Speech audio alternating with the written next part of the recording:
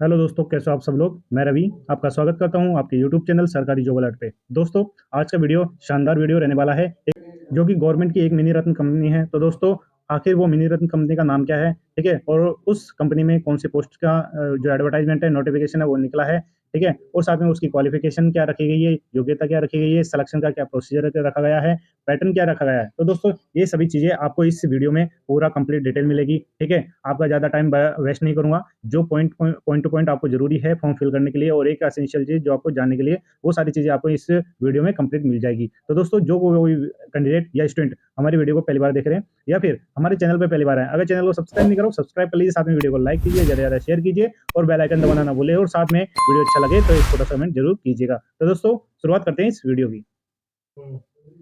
तो दोस्तों, आप देख सकते हो आपके सामने जो डिपार्टमेंट का नोटिफिकेशन जारी किया गया है, और ओरिजिनल, ठीक है, वो आपके सामने है, ठीक है। इसमें दोस्तों जो भी डिटेल दी गई है, आपको पॉइंट टू पॉइंट सारी चीजें आपको क्लेरिफाई करूंगा कि क्या क्या पोस्ट दी गई है, साथ में नंबर ऑफ वैकेंसी कितनी है, ठीक है।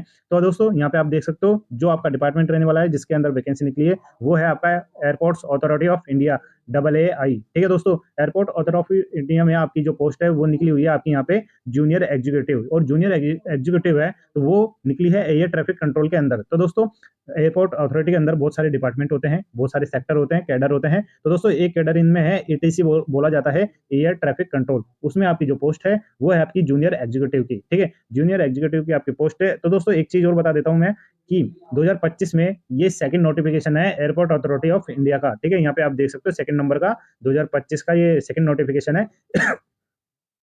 इससे पहले आपके जूनियर असिस्टेंट की एक पोस्ट का भी वैकेंसी निकली हुई थी, वो भी जस्ट पिछले महीने आपकी जारी हुई थी। तो दोस्तों, पिछले महीने मेरा जो चैनल है वो अभी किसी न किसी कारण से बनता, मैं वीडियो अपलोड नहीं कर पा रहा था। तो दोस्तों, उस दौरान वो वैकेंसी निकली थी। तो दोस्तों, उस वैकेंसी के लिए जो भी कैंडिडेट कोई भी इंक्वायरी चाहता है, कोई भी डिटेल चाहता है, तो मैं उन्हें सारी चीजें बता दूंगा, और ज्यादा ज्यादा अगर कमेंट आता है तो मैं पर्टिकुलर उनके लिए वीडियो अलग से बना दूंगा। तो दोस्तों, बात करते हैं इस पोस्ट की, जूनियर एग्जीक्यूटिव की, कि कितनी वैकेंसी है, और जो कैटेगरी वाइज है वो किस तरह से आपकी डिवाइडेड हो रखी है। तो दोस्तों, यहाँ पे आप देख सकते हो general information and vacancy. Direct बात करते हैं आपकी जो पोस्ट है वो किस तरह से कैटेगरी में डिवाइड हो रखी है, ठीक है दोस्तों। आप देख सकते हो यहाँ पे जूनियर एग्जीक्यूटिव एटीसी, ठीक है। टोटल आपकी जो वैकेंसी है वो 309 आपको देखने को मिल रही है, ठीक है। यूआर में 125, ईडब्ल्यूएस में 30, ओबीसी नॉन क्रिमिलेयर में आपको यहाँ पे 72, और साथ में एससी की 55, एसटी की 27, ठीक है दोस्तों।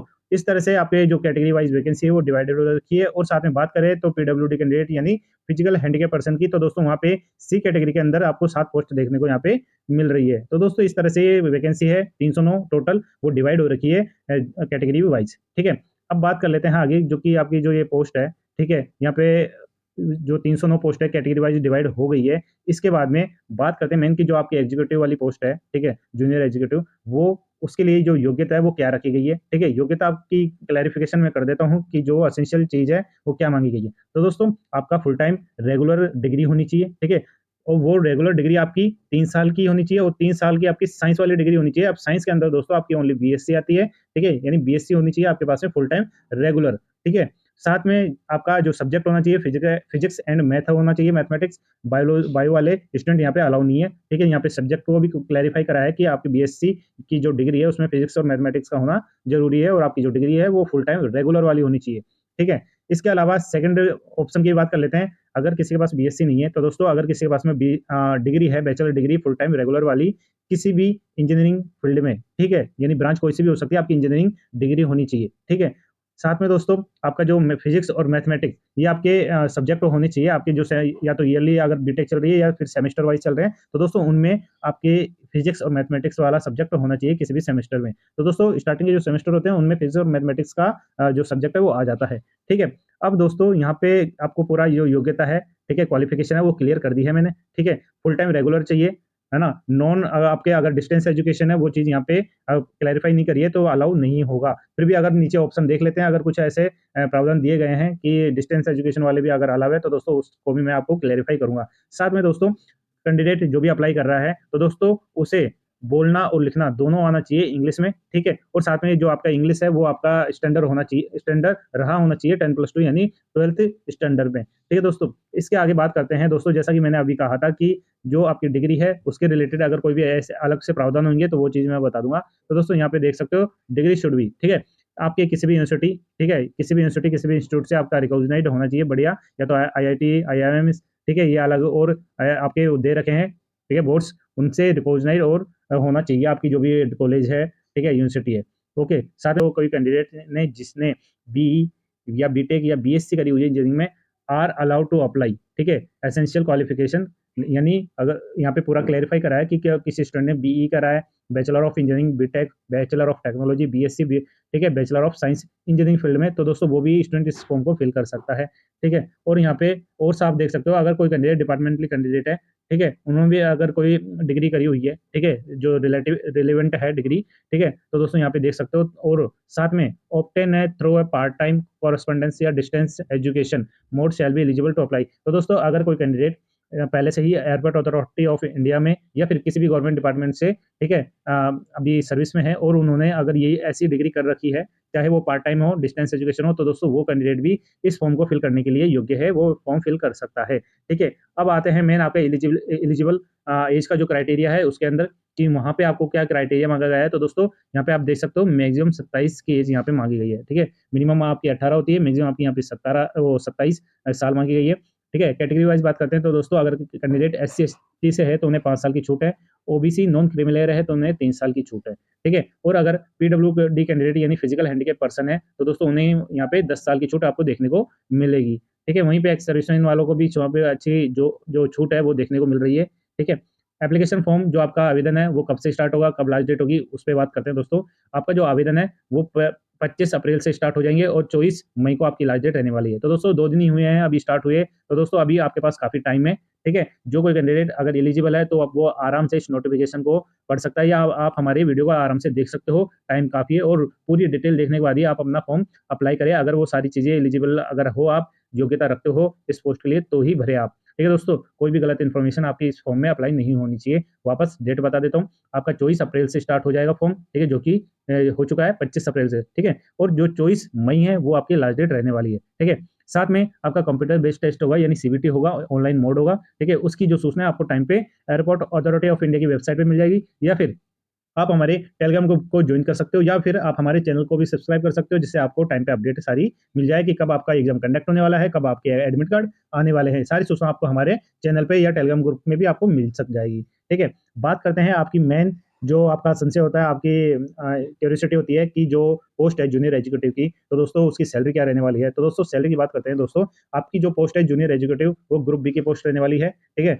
ग्रुप बी में भी E1 लेवल आपका रहने वाला है। आपका जो बेसिक जो इनिशियल आपकी सैलरी स्टार्ट होगी वो 40,000 से स्टार्ट होगी और 1,40,000 तक भी आपकी जाएगी बाद में, ठीक है। आपकी काफी अलाउंस जुड़ते हैं, उसके बाद में जब आपको सर्विस हो जाती है काफी टाइम की, तो आपके 1,40,000 तक की आपकी जो सैलरी है वो जाती है। तो दोस्तों बात करते हैं कि आपकी जो बेसिक पे है, ठीक है, उसके अलावा आपको और क्या क्या अलाउंस मिलते हैं। तो दोस्तों बेसिक पे के अलावा आपको डीए मिलता है, डीएनएस अलाउंस मिलता है, ठीक है। आपको एचआरए मिलता है, अलग बेनिफिट्स और मिलते हैं, ठीक है, इंक्लूडिंग सीपीएफ होता है, ग्रेच्युटी होती है, सोशल सिक्योरिटी स्कीम के तहत आपको जोड़ा जाता है, सब मेडिकल फैसिलिटी आपको मिलती है। तो दोस्तों इस तरह से आपका जो एयरपोर्ट अथॉरिटी ऑफ इंडिया के द्वारा आप उसके आप उसकी जूनियर एजुकेटिव पोस्ट पे आ जाते हो, तो दोस्तों उनसे रिलेटेड आपके डिपार्टमेंट रिलेटेड जो भी कुछ अच्छे अलाउंस होते हैं वो सारे जुड़ते हैं, और वो सारे अलाउंस जुड़ के आपकी जो सैलरी है अप्रोक्सीमेट 55-60 के आसपास आ जाएगी। तो दोस्तों एक 55-60 की जो सैलरी है जूनियर एजुकेटिव पे ग्रुप बी की पोस्ट है, तो दोस्तों बहुत अच्छी आपकी सैलरी हो जाएगी।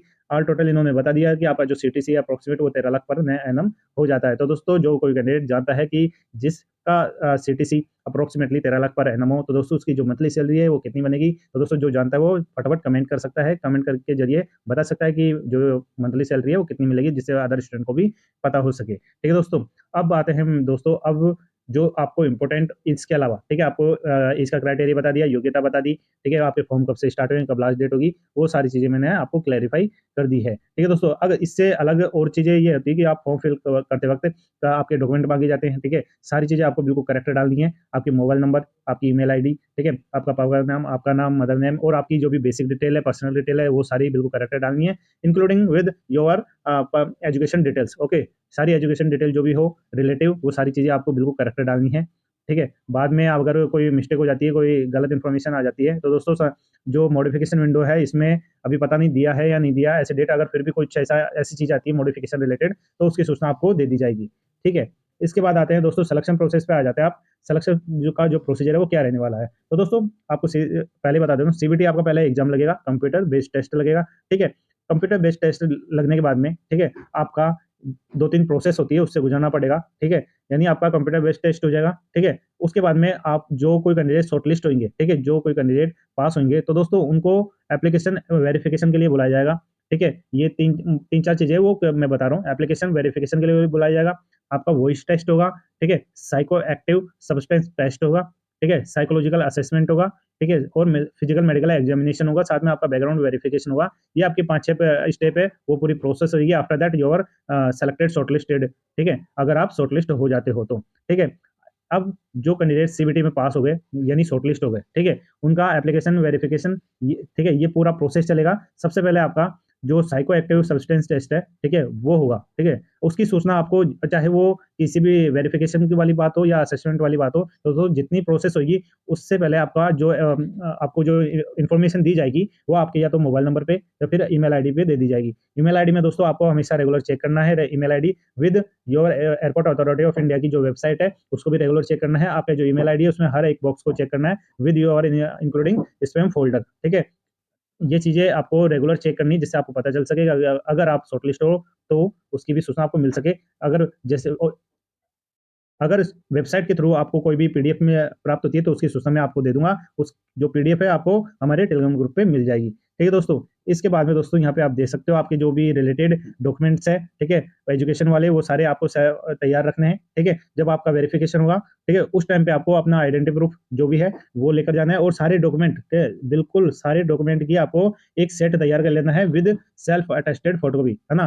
ठीक है? सारे सर्टिफिकेट हो, एजुकेशन डिटेल हो, मार्कशीट हो, ठीक है? आपका कास्ट सर्टिफिकेट है, वो सारी आपको एक सेट बनाना है, ठीक है? और विद सेल्फ अटेस्टेड फोटोकॉपीज़ होनी चाहिए एक सेट उनका, ठीक है दोस्तों? उसके बाद में दोस्तों अगर कोई कैंडिडेट है जो पहले से ही government central government, state government या फिर ऑटोनोमस या पीएसयू सेक्टर में के अंदर पहले से ही सर्विस में हो, तो दोस्तों उन्हें यहाँ पे एनओसी का लगाना होता है। एनओसी यानी नो ऑब्जेक्शन सर्टिफिकेट आपको यहाँ पे लगाना होता है।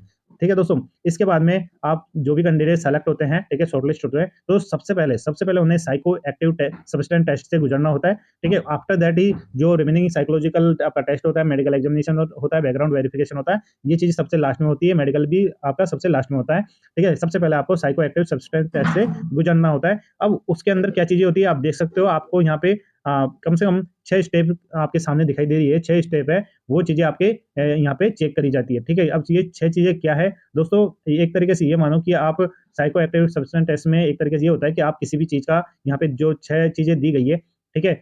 वो किसी भी एक चीज़ का आप कंज़्यूम ना करते हो, यानी इन 6 में से किसी का भी आप उपयोग ना करते हो। तो दोस्तों अगर ये इन चीज़ों का अगर उपयोग करते हो, कंज़्यूम करते हो आप, तो दोस्तों आपको यहाँ पे डिबार कर दिया जाएगा या बाहर कर दिया जाएगा आपको भर्ती से। ठीक है दोस्तों?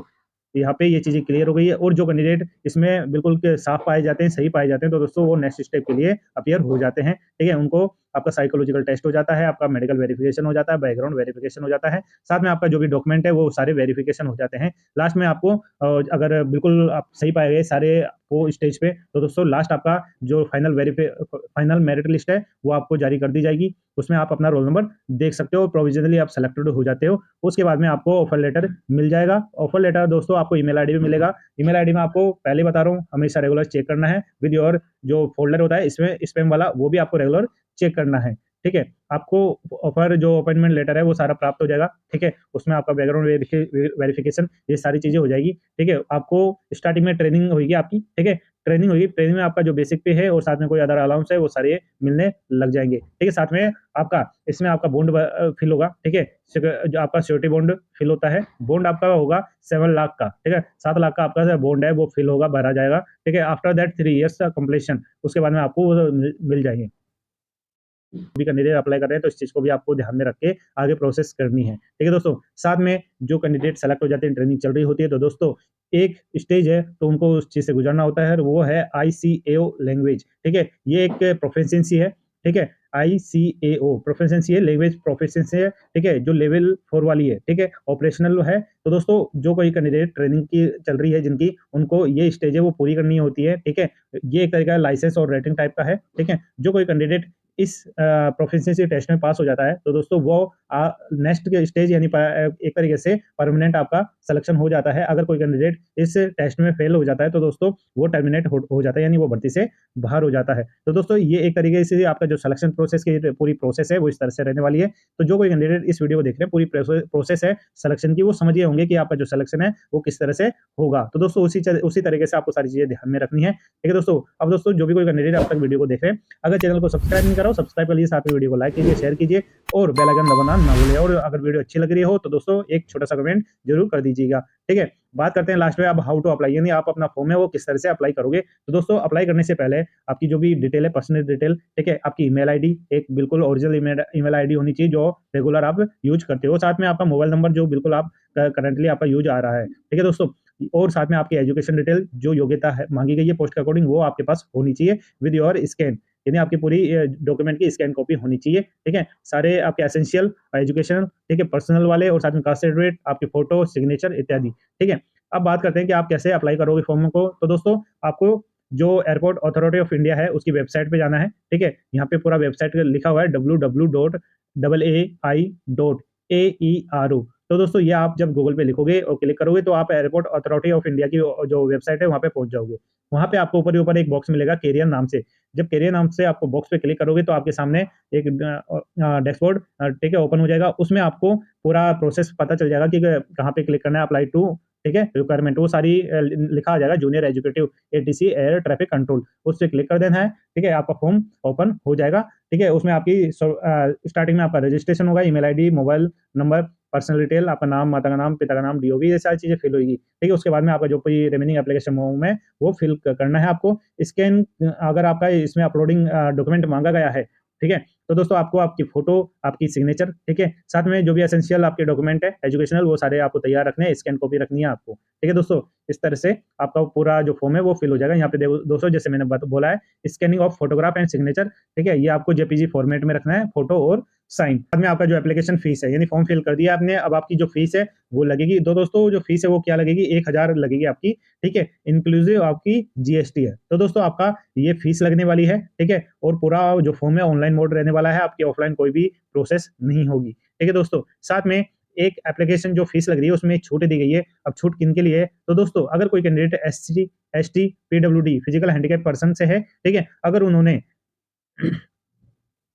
साथ में अगर कोई कैंडिडेट ने अप्रेंटिस करी हुई है, ठीक है, अप्रेंटिस करी हुई है AAI से, यानी एयरपोर्ट अथॉरिटी ऑफ इंडिया से आपकी अप्रेंटिसशिप करी हुई है और फीमेल कैंडिडेट है, तो दोस्तों उनको इस फीस से माफ है, यानी उनकी फीस यहाँ पे नहीं लगेगी। तो दोस्तों ये एक चीज एक्स्ट्रा दी गई है जो आपको जानने की जरूरत है, ठीक है। बाद में सारी एसेंशियल या जनरल इंस्ट्रक्शन है, जो एक नॉर्मल है वो सारी चीजें मैंने आपको बता दी है। जो मेन डाटा है आपको बताने का वो सारी चीजें मैंने आपको क्लैरिफाई कर दी है। तो दोस्तों पूरा नोटिफिकेशन यहाँ पे समाप्त हो गया है। आपका जो सीवीटी है वो हिंदी और इंग्लिश दोनों मोड में लगेगा।